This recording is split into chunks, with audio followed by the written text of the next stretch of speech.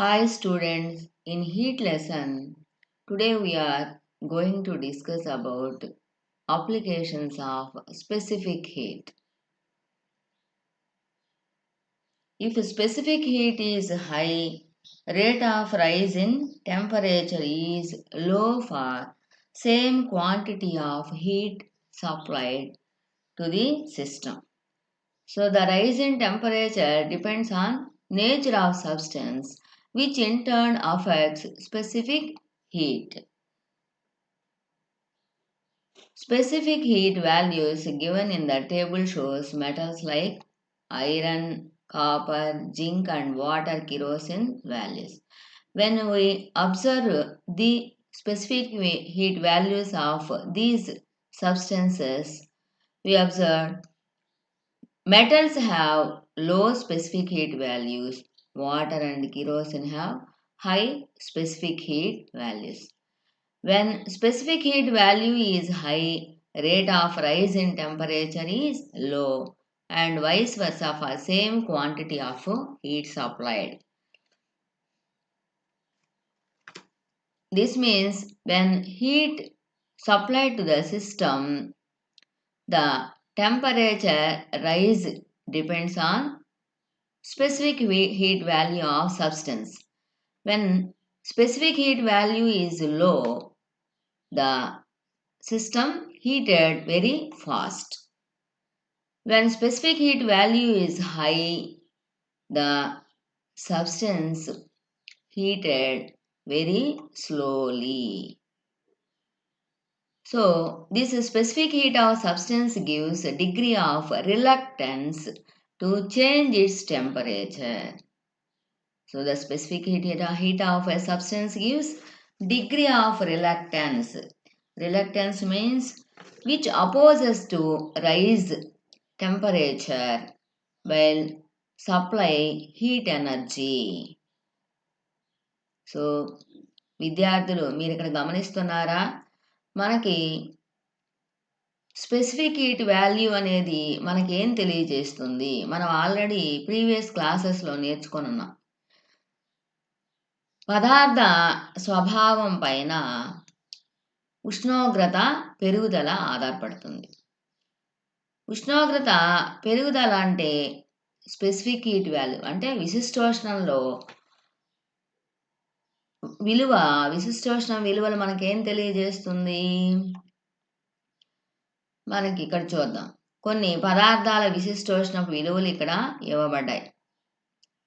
ఇనుము, రాగి, జింకు, నీరు, కిరోసిన్కి మనకు ఇచ్చినటువంటి విశిష్టోష్ణ విలువల్ని గమనిస్తే లోహాలకి విశిష్టోష్ణ విలువలు తక్కువగాను, అలాగే నీటికి తర్వాత కిరోసిన్కి ఎక్కువగాను గమనిస్తున్నాం. అంటే మనం ఇక్కడ ఏం గమనిస్తున్నాము? కొన్ని పదార్థాలకి విశిష్టోష్ణ విలువలు ఎక్కువగా ఉండడం, కొన్నిటికి తక్కువగా ఉండడం చూస్తున్నాం. ఇది మనకేం తెలియజేస్తుంది? ఈ విశిష్టోష్ణం విలువ తక్కువగా ఉన్నప్పుడు ఉష్ణోగ్రతలో పెరుగుదల రేటు ఎక్కువగా ఉంటుంది. అదే విశిష్టోష్ణం విలువ ఎక్కువగా ఉంటే ఉష్ణోగ్రతలో పెరుగుదల రేటు చాలా తక్కువగా ఉంటుంది. సో ఇలా వివిధ పదార్థాలకి వివిధ విశిష్టోష్ణ విలువలు ఉండడానికి కారణం ఏంటి? అలాగే ఈ విశిష్టోష్ణ విలువలు మనకేం తెలియజేస్తుంది? పదార్థాలు ఉష్ణోగ్రత మార్పుకి ఎంత మేర విముఖత చూపుతుందో మనకి తెలుస్తుంది. విశిష్టోష్ణం విలువలు మనం కానీ గమనించామంటే లోహాలకి తక్కువగా ఉంది. మనం 8వ తరగతిలో లోహాలన్నీ మంచి ఉష్ణవాహకాలు అని నేర్చుకున్నాం. ఇలా మంచి ఉష్ణవాహకాలు అవడానికి కారణం ఏంటి? వాటి యొక్క విశిష్టోష్ణ విలువలు చాలా తక్కువగా ఉండడం వల్ల అవి తొందరగా వేడెక్కుతాయి. ఇలా వివిధ పదార్థాలకి విశిష్టోష్ణపు విలువలు వేరువేరుగా ఉండడానికి ఏంటో చూద్దాం. So why is specific heat different for different substances? So when we supplies heat energy to the system, it shares to the internal energy of the system. And what is meant by internal energy?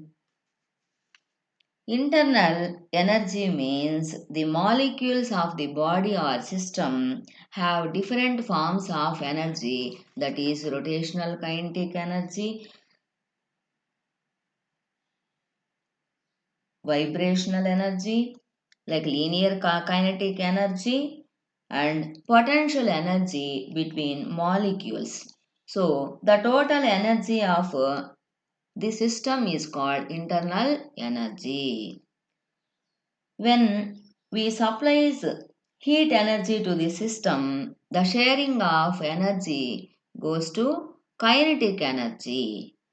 So we already learned when kinetic energy increases, the temperature also increases.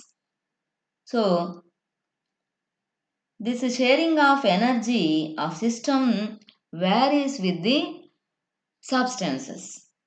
Substances to substances and also with temperature. So that's why the different substances has different specific heat values.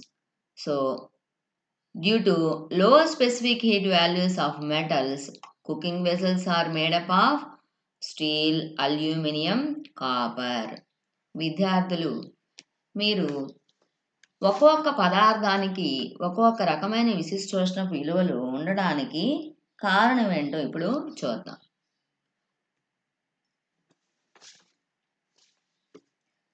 ఒక వ్యవస్థలోని కణాలు రేఖీయ గతిశక్తి, భ్రమణ గతిశక్తి, కంపన శక్తి, అణువుల మధ్య స్థితి శక్తి ఉండడాన్ని మనం 9th క్లాస్లో నేర్చుకున్నాం. వీటి మొత్తాన్నే మనము అంతర్గత శక్తి అంటాం. మనం అందించినటువంటి ఉష్ణ శక్తి రేఖీయ గతిజ శక్తిని పెంచడానికే ఎక్కువగా వినియోగించుకుంటుంది. ఎప్పుడైతే రేఖీయ గతిజ శక్తి పెరుగుతుందో ఉష్ణోగ్రతలో పెరుగుదల ఎక్కువగా ఉంటుంది. మనం ఆల్రెడీ విశిష్ట ఉష్ణోగ్రత పెరుగుదల రేటు ఏ ఏ అంశాల మీద ఆధారపడుతుందో ప్రీవియస్ క్లాస్లో నేర్చుకొని ఉన్నాం. సో దాని ఆధారంగా ఎప్పుడైతే మనం అందించిన ఉష్ణశక్తి ఎక్కువగా రేఖీయ గతిజ శక్తికి వినియోగించుకుంటుందో ఉష్ణోగ్రత పెరుగుదల కూడా ఎక్కువగా ఉంటుంది. సో ఈ విధంగా ఉష్ణాన్ని పంచుకునేటువంటి విధానం పదార్థాన్ని బట్టి మారుతుంది. అందుకే వివిధ పదార్థాల విశిష్టోష్ణ విలువలు వేరువేరుగా ఉంటుంది. ఈ విషయాన్ని మీకు మీ టెక్స్ట్ బుక్లో కూడా పట్టికలో ఇచ్చున్నారు. వివిధ పదార్థాల విశిష్టోష్ణ విలువలు ఎలా ఉన్నాయి. మనం పట్టికను గమనించినప్పుడు ఏం తెలియజేస్తుంది? విశిష్టోష్ణ విలువలు తక్కువగా ఉంటే ఉష్ణోగ్రతలో పెరుగుదల రేటు ఎక్కువగా ఉండడం గమనిస్తాము.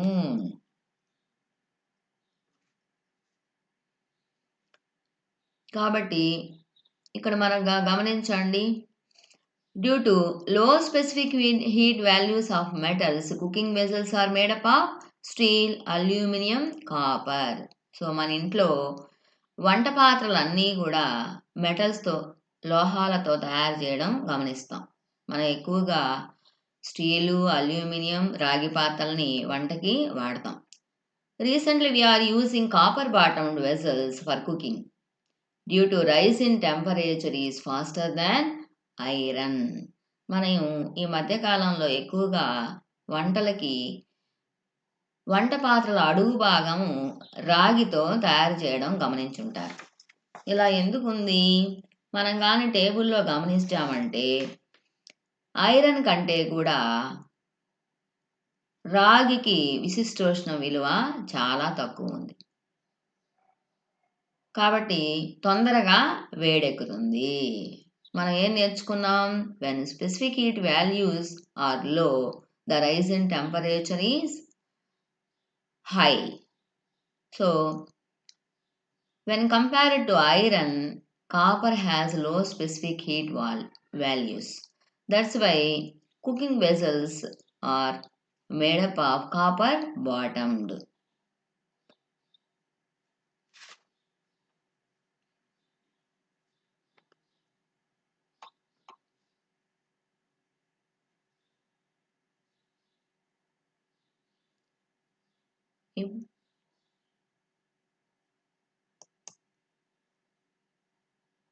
Now we are going to applications of specific heat capacity.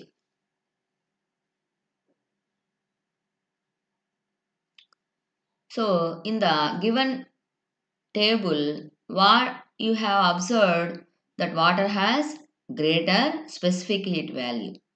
So hence it rises slowly. So the temperature of water rises slowly and it loses temperature slowly.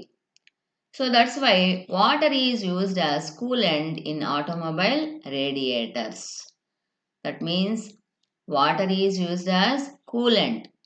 అంటే మనము యంత్రాలని చల్లబరచడానికి మనం నీటిని శీతలీకరణగా వాడతాము. ఎందుకు అలా వాడతాము? నీటికి విశిష్టోష్ణం విలువ చాలా ఎక్కువ, కావున అది తొందరగా ఉష్ణాన్ని గ్రహిస్తుంది.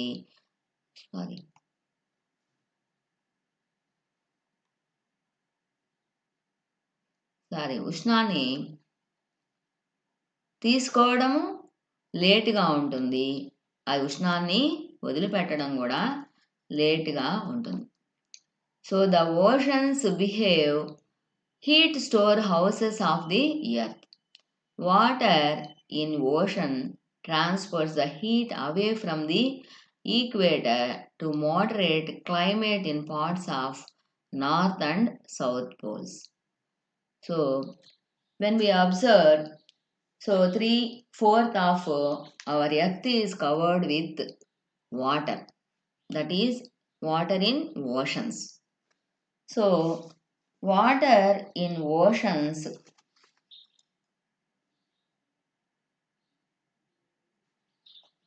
absorbs the more heat energy which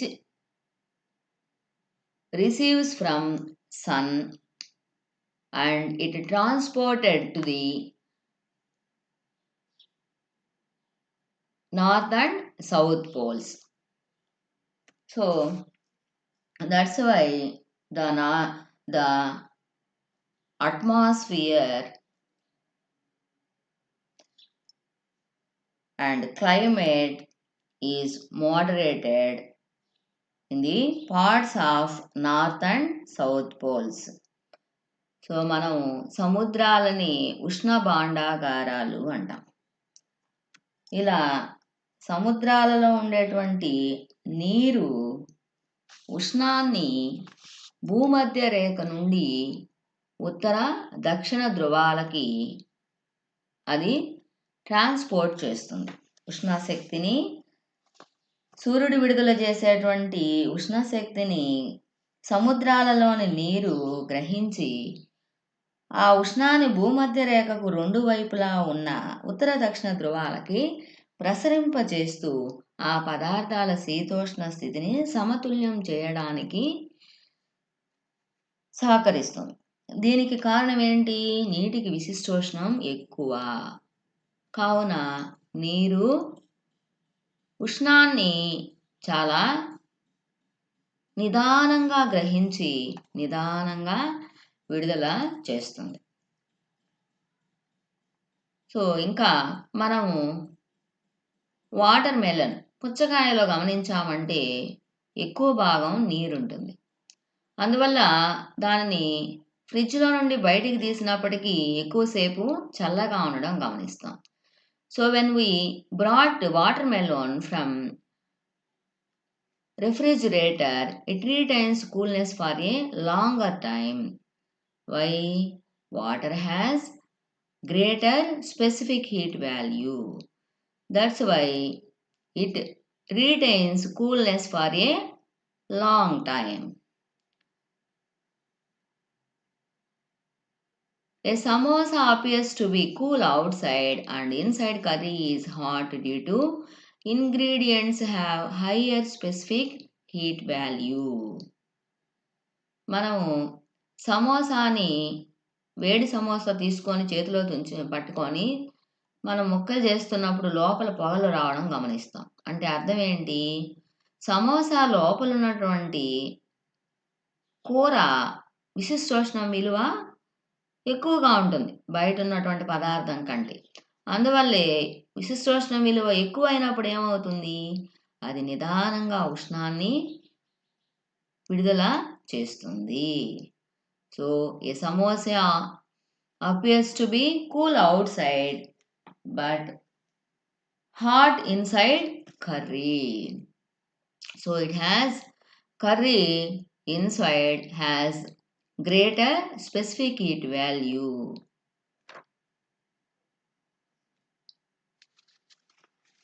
So these are the applications of specific heat capacity.